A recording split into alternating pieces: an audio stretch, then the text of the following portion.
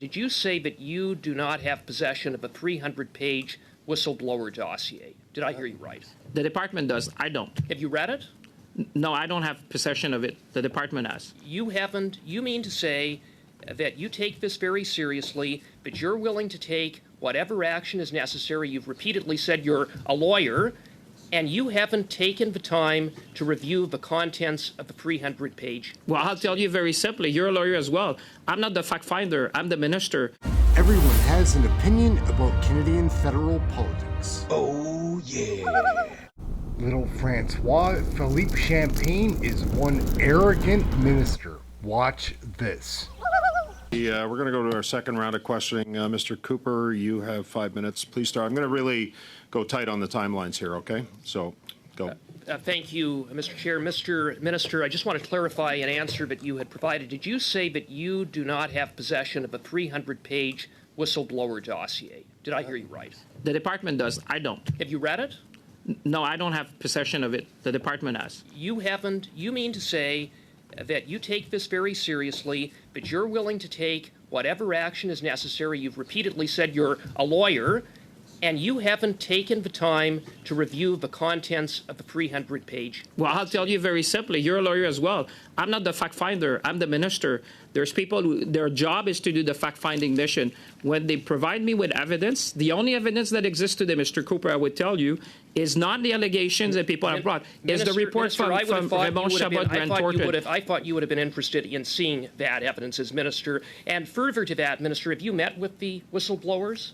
I don't think it would be appropriate for the minister to meet with whistleblower because, as I would tell you, and you have legal training, the lawyer, I'm not there to do the fact-finding mission. That's why we have a third-party law firm, and we have Raymond Chabot to do that, sir. You have said that you need evidence. But, Minister, through you, Mr. Chair, there is evidence, and it's contained in the RCGT report, which made findings that are damning, that you are downplaying, including $53,580,000 that was handed out to 3 companies who were ineligible recipients, a further $38.4 million that went out the door as so-called COVID relief payments, which were questionable, and in which of these 21 companies that were looked into, 6 of them involved members of the board who had conflicts of interest, 29% of the companies. So when you say... Smash the like and give us a subscription. We love making these videos. They're wild. Let's get back to the show. But you need evidence. You have that evidence, and yet you haven't used the tools that you have at your disposal, including Section 10 of the Act, to fire the chair and fire the board. I would respectfully disagree with that. If you see how it was qualified, Mr. Cooper, as a lawyer, it's called inconsistencies.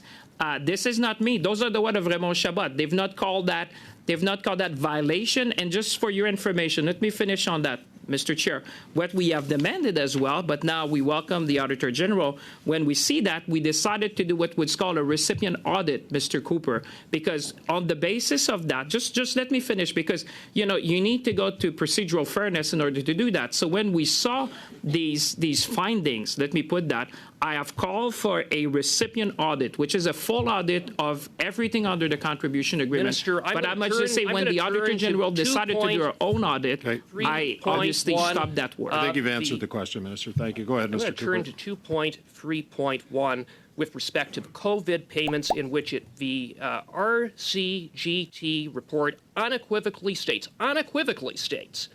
that the corporation's conflict of interest procedures were not followed, and that those members did not recuse themselves.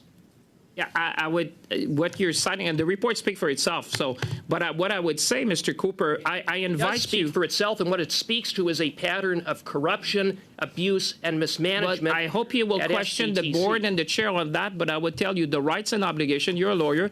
I would invite you to read the contribution agreement, it is very specific as to the rights and obligation and the terms of condition of the minister. And if we come to a material breach of the agreement, I can take action. But if you have further evidence through the testimony of people who are going to come here, Smash the like and give us a subscription. We love making these videos. They're wild. Let's get back to the show. I tell you, I'm willing to take any and all action that is needed in order Mr. to make Cooper. sure that we get to Go the ahead. bottom of this. Well, Mr. Minister, we have been in contact with whistleblowers. You said that you want to follow the evidence, and a whistleblower has told us that following submitting the 300-page dossier to your department, that they had volunteered additional documentation and evidence that was refused by your department. Well, I would, 30 if, seconds. If you are in possession of any evidence, Mr. Cooper, as a lawyer, I would ask you to turn it over to us. Then we will look at the evidence. And not only if you don't want to do that, if you can give it to the third-party law firm Mr. Minister, or the Mr. Auditor Minister, General, sir. They offered it to your department. Well, it was refused. It's no wonder they say that you and your department are more interested in damage control than getting the answers Not at all, that Mr. taxpayers Cooper, because deserve. I have said to everyone publicly that I will take any and all action based on evidence. You're a lawyer. You went to law school. I act on evidence, not allegation. If I have evidence of wrongdoing of any form or material breach under the contribution agreement, we will take all action needed and we'll go to the bottom of this together. Thank you, Minister. Ms. Khalid, you have exactly 5 minutes. Go ahead, please. Thank you so much, Mr. Chair, and I appreciate all of the fancy buzzwords that my conservative colleagues are using and going in to talk to whistleblowers, et cetera. But Mr. Champagne, can you perhaps go through the timelines and the facts of exactly what has happened with this fact-finding exercise and the SDTC? When did the initial third-party fact-finding exercise start? And what was the goal and scope of this exercise? Let's talk about facts and not buzzwords. Well, thank you very much, Ms. Khalid. I welcome that. And I welcome the work of this committee. Listen, I'm the one who worked, not personally, but I demanded that the department work with the Auditor General. We welcome her work. We work with her for weeks. So we all want the same thing. We want to get to the bottom of this. And if there's evidence of wrongdoing, hey, let's take all the actions needed under the law. That's clear. In terms of the dates, which I think you're right, we need to get back to facts because there's a lot of allegations of other people, members of the opposition meeting with whistleblower. I am pleased that you're doing that, but I would say there's legal consequences for you to do that. If you have evidence, you have to turn it over so that we can take action on it.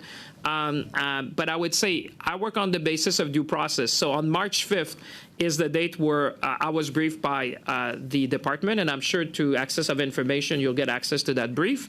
And I insisted on the basis of allegations at the time that we do a fact-finding mission. So we hired Raymond Chabot on March 17. They did their investigation until September. On September 27, and you will be happy because that's also going to be as a matter of public record at the time, I was briefed on September 27th of the result of the fact-finding exercise and the proposed next steps.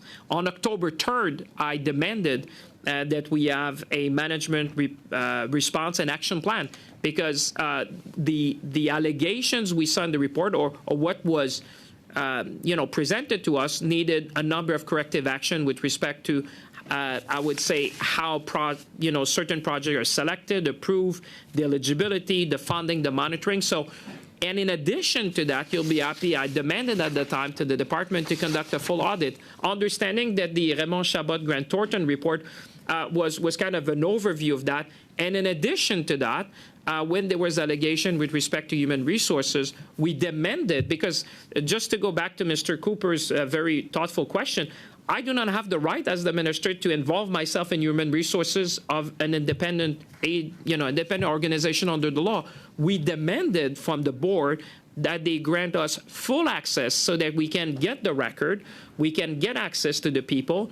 We demanded that they waive any restrictive covenants so that people can speak freely to us, and therefore that we can have a law firm to say, if anyone in this group has any contact with any whistleblower or third party which has complained, I would demand that they would go to that law firm. We're about to appoint them. We did the selection process. They're about to be appointed in the coming days so that they can speak freely, provide a report to the minister, and then on the basis of that, and the Auditor General's report we'll take all the appropriate steps. And in the meantime, in being a prudent person, as you would know me, in managing public fund, I suspended all fundings.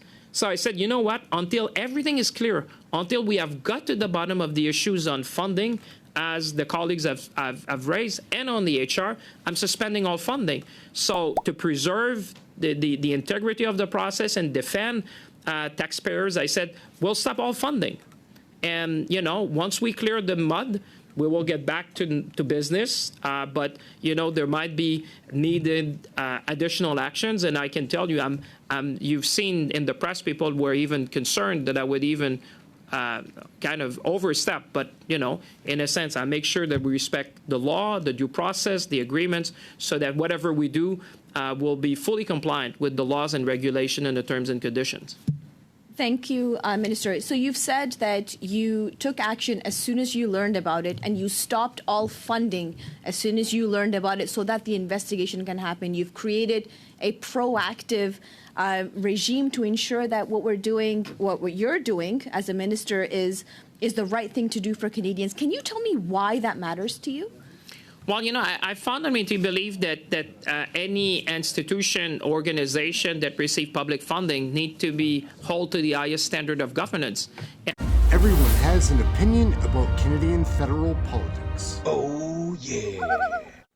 So, gang, I don't know what's going on in our country. It used to seem like such a pleasant place to live and grow up. It was a pleasant place to live and grow up.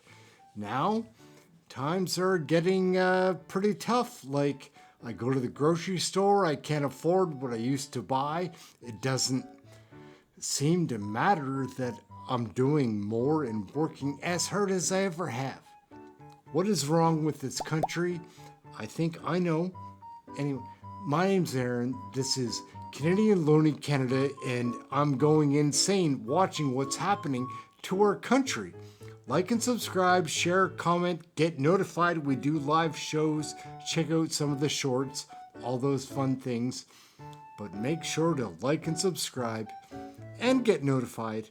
Please leave a comment. I love the comment. I react to all of them. Aaron, Canadian Looney, that's it. We'll catch you next video.